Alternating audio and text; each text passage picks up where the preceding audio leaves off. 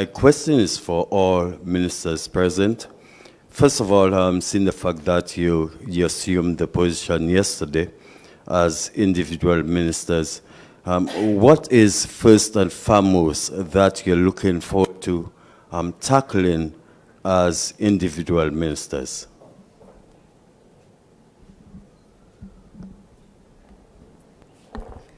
Thank you, Stephen. Good morning. I think I clearly stated that for the entire council, we have as a priority to get the much needed financing for the airport regulated. That is for us a priority, as St. Martin's Airport not only serves St. Martin, we are already seeing that, and it's a positive outlook, by the way, that we received yesterday in terms of the expectation of arrivals was at 60% for 2019, and they're already at 80% of the 2016 numbers. So for us, that is a great indication, but the challenges that come with that is the lack of space, the frustration of not only the passengers, but also the employees that go there day to day, have gone through the transition of being under tents in the heat, with fans and air conditioning later, moving into a portion of the building. So it continues to be a challenge for all involved, but the management and the holding promised that they have some plans in place, but of course the financing is necessary to be able to carry out those necessary changes. So that is definitely our priority as a total council of ministers, and for the ministers that have to actually sign off on those agreements. For me as Minister of General Affairs, I will be more specific. The laws that need to be changed that fall within the ministry are being looked at. I haven't been able to sit with the SG yet as to find out how far they are, but one of the main, so I made sure to have someone within the cabinet who is able to fast track that for us, as well as work together with Parliament on the specific legislation as was required in our formation assignment, but also the budget is a legislation that needs to be finalized. We will also prioritize that. And any and all legislation that are in the final stages at this moment. For me, it is a disappointment to come and go in Parliament and still hear that certain legislation that was there since whether it's 2013, 14, or 15 is still pending. And for me also it is to educate the public, because a lot of times we hear we need to execute, or we need a law for this, or we need a law for that, while the law is already in existence. So educating the public, and I would work with DCOM with that, on what laws are there, and we will start, of course, with those protective laws for our youth, and moving forward as to which others we can amend in the short term and make plans for the medium and long term as that is concerned.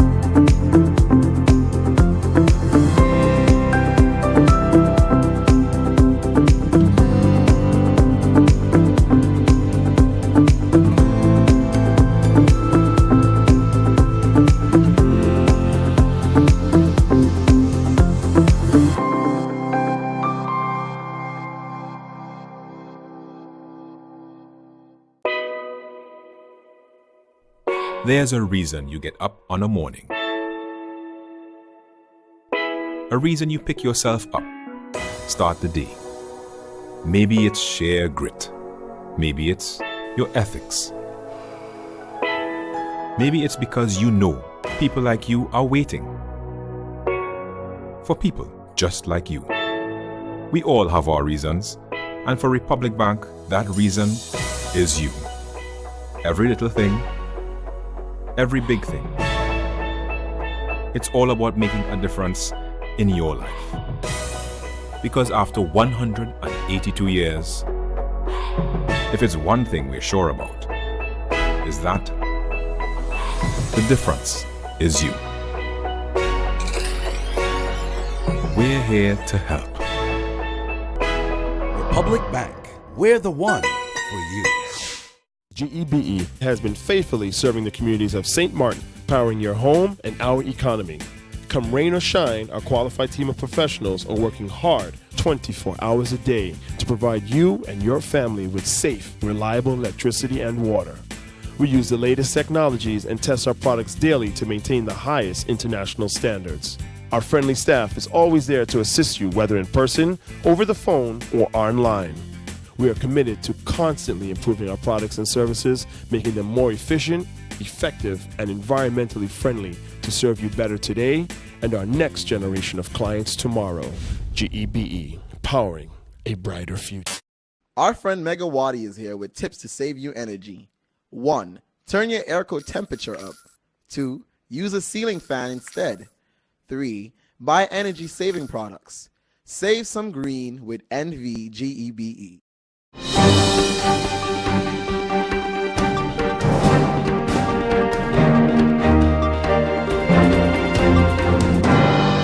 My first question is to the Prime Minister, the Finance Minister, and the Minister of TIAT.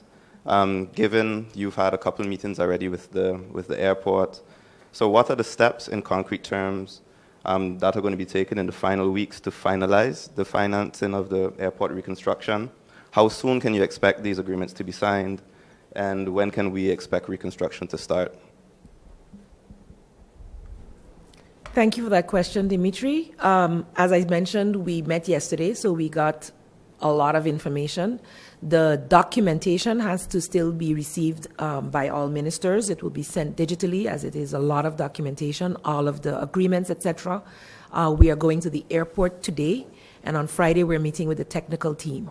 And thereafter we'll be able to ascertain what will be done. So that is the plan for this week. And moving forward, once we have that information at the end of the week, we'll be able to better determine the next steps. If any of the other ministers care to add? I think that one of the things that the airport presented in the meeting yesterday was that they are waiting on the financing to commence with package 2, which is the redesign of the interior of the building and also adjustments to the outer shell of the building. And so the financing process will happen after all of the documentation is received and it is reviewed, and we take it from there. And like the Prime Minister said, it's over 100 pages of documentation that we have to review. So on Friday, we should have some more answers for you. And I would just like to add that, as Minister Vailenas mentioned, once the agreements are signed, because that was one of my specific questions, what exactly will happen then? Because we can say, hurry up and sign the agreements, and then it's another wait for something else. My first question is for Minister Duran. What is government's position on the construction of the new General Hospital, given that the NA fraction had reservations about the project? Thank you, Ms. Boseman, for your question. I have not met with the SG or the department heads within the VSR ministry as yet. This is what I plan to do today and also in the coming days. And you asked a second part of the question. Can you repeat?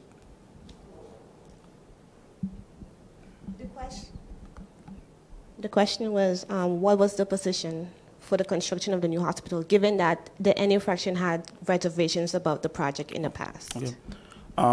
As a member of parliament, in general, I had a reservation based on the situation in regards to the contractor, which was filing for insolvency. And based on a meeting with the hospital a few months ago, they secured and informed us of the above mentioned, and basically the hospital is a foundation that operates on its own. So it's not a matter of this government now coming in and stopping the project. The project is ongoing, and they gave various securities, but I will definitely be looking into it and getting more information now being the acting minister of VSR with that is concerned. So it's not a matter of we're going to stop the process or anything like that. As a representative of the people then and now in a different capacity, I believe it's my duty to do the due diligence and fact check certain things, and that was what it was when I discussed it as a member of parliament. Thank you. Thank you, Minister Duran. Lyndon Brown of BCN TV, you have the floor. Good morning to the people of St. Martin and to our minister today. Question to the Minister of Education. Minister of Education, there has been a pending safety law for the schools to combat fighting and so forth. Normally, the emphasis is on the children, Minister, and not on the relation with teachers and children. Of course, there are a lot of things that take place internally that you don't hear from the media.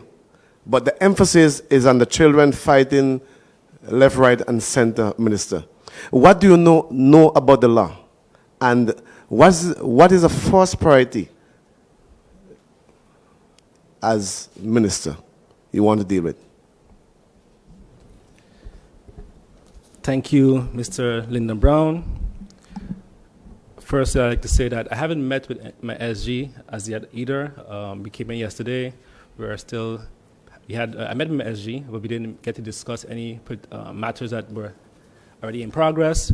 But I would like to say on my personal belief that policing alone won't solve fighting or bullying in school. Bullying, fighting in school, there's a core issue, reason why this is happening. We could add more police, we could keep children locked in school for a longer time, but that doesn't stop people from fighting. When I was in high school, we had fights in school, not outside of school, and very bad fights to that. I believe that the bullying and fighting, one of the core issues is our society, how children are growing up, poverty. There are a lot of underlying issues why we're having bullying, which I want to address and speaking with the ministry, and first get the information, the data, on all of these issues on our island to be able to tackle them beyond just policing. You mentioned a law, and I'm not too familiar with which law you were referring to, so if you can give a clear indication which law you meant, I will get back to you.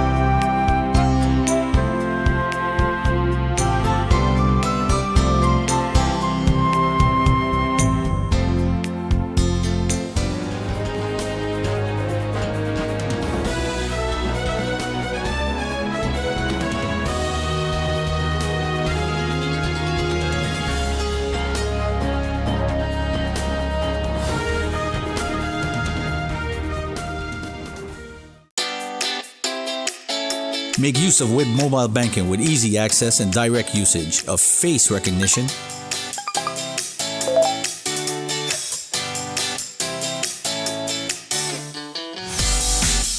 PIN code,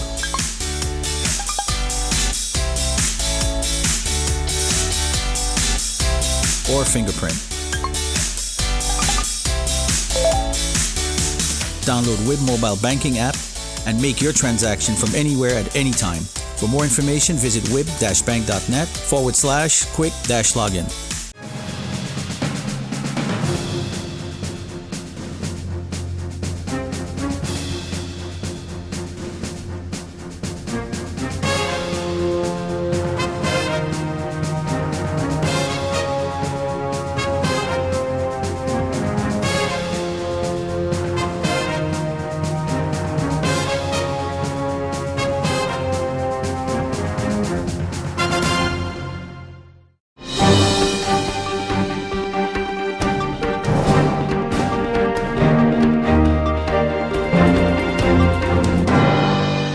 eradication of poverty declaration has all the ingredients to do policy and to eradicate the poverty.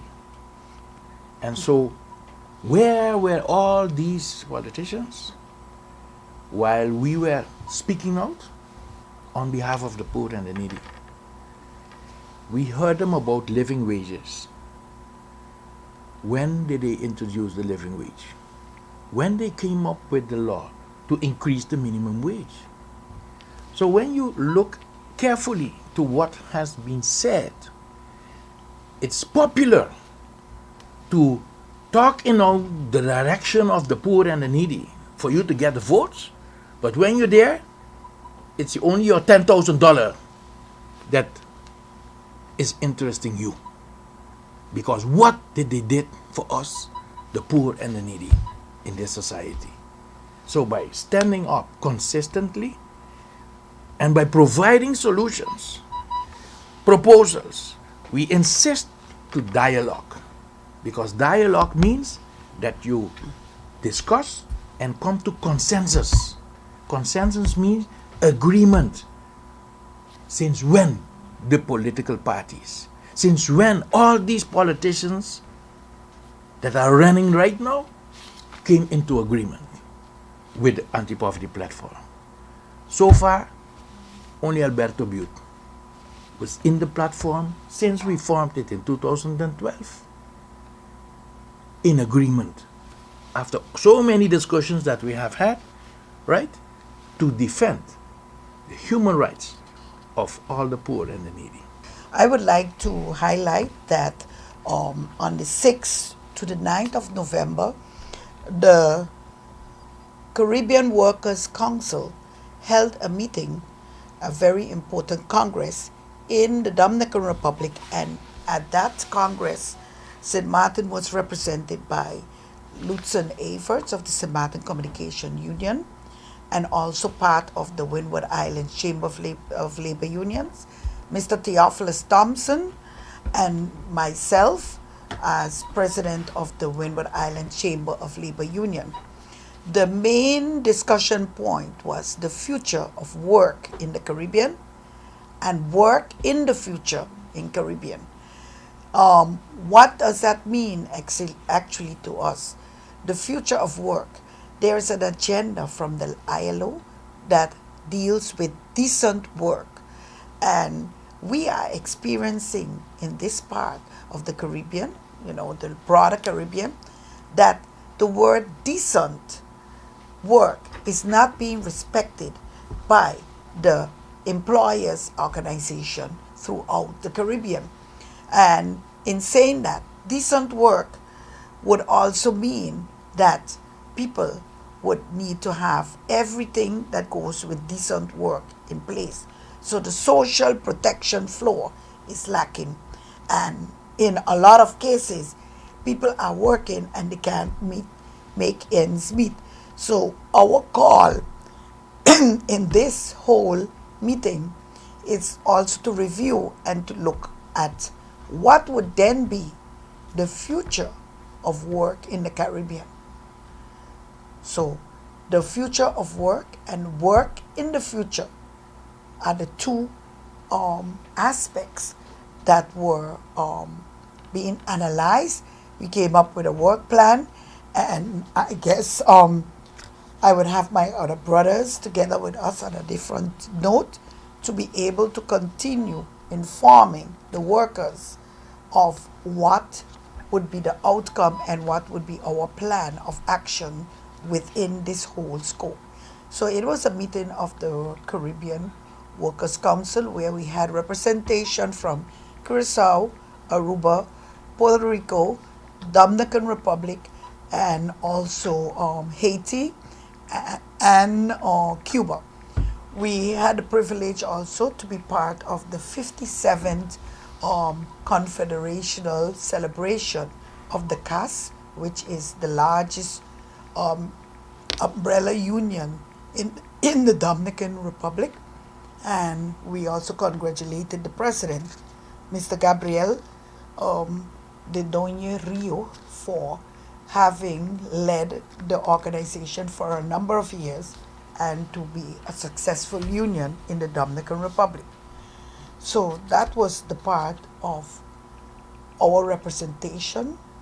We also had a group of persons that had a meeting with the World Bank on the 8th of November in our absence, but we were able to provide the answers to some of the questions and discussion points. So after the chamber meet again with everyone, we will give you an update of that meeting that was held here in St. Martin at Central Bank with the World Bank. Because as Labour, we are noticing that a lot of important decisions on the workers and workers' rights, the workers' organizations are being left out of these decisions. There are no social dialogue, the lack of social dialogue on a number of decisions taken with regards to our workers. It is therefore imperative that we as unions become very, very more instrumental in the decision-making process in the country, St. Martin. So we would also get back on that note to you with the information from that session.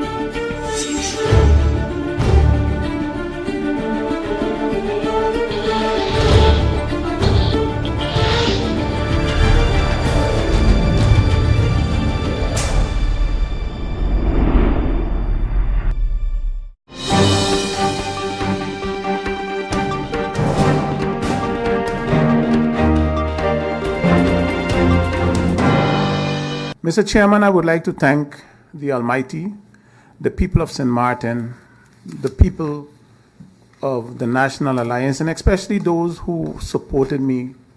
And the reason I do that is because that's how you are able to be in one of these chairs. The work between now and the 9th of January is still a lot. There is a lot of work that has to be done for St. Martin. And I pledge my commitment to the people of St. Martin and my cooperation to the Parliament and the government in order to get the work done that has to be done for this island. There's a lot of work to be done in the various sectors. I can name them off, but I think I will have enough time to do that in our next meeting. So I thank you again, and I'm glad to be back, and my support and commitment is on board. Thank you. Good afternoon. Mr. Chairman, I am back in Parliament after having been in government as Minister of Education, Culture, Youth and Sport, Acting Prime Minister, and eventually Prime Minister. On June 25th, 2018, I was sworn in as Minister, and on November 25th, 2019, 17 months later, I am taking my seat once again in Parliament. I want first of all to thank the Almighty for guiding me during the past 17 months and for allowing me to return, albeit for a short stint of approximately 6 weeks. I also would like to say thank you to my predecessor from my party, the SMCP, former Member of Parliament Claude Peterson, for replacing me during the time while I was serving in government. Former MP Peterson served his time as an MP here in Parliament to the best of his ability. I want to thank him on behalf of myself, on behalf of the SMCP, and on behalf of the people of St. Martin. I also want to say thanks to him for keeping his word and relinquishing his seat in Parliament so gracefully. To me, this is a prime example of integrity. He said that he would give up his seat if I were not minister anymore, and he kept his word. Mr. Chairman, many people in the past had advised me not to give up the seat because I would never get it back, because it is not only a hot seat, but it's also a love seat. Meaning people who get in the seat fall in love with it, and then they do not want to give it up. But in former MP Peterson's case, he was ready to give it up immediately. Even though I tried to persuade him to remain in the seat, he insisted on keeping his word. And I told him that changing the seat for 6 weeks didn't make much sense. We'd have to go through the administrative hassle and the personal adjustment and picking up and continuing where he left off. However, he kept his word, and I want to thank him for serving the people for a change, as the slogan of SMCP goes. I also want to thank you, Mr. Chairman, and my fellow MPs, the ones who have been here, I would say the quote-unquote older ones, for welcoming me back in this esteemed house.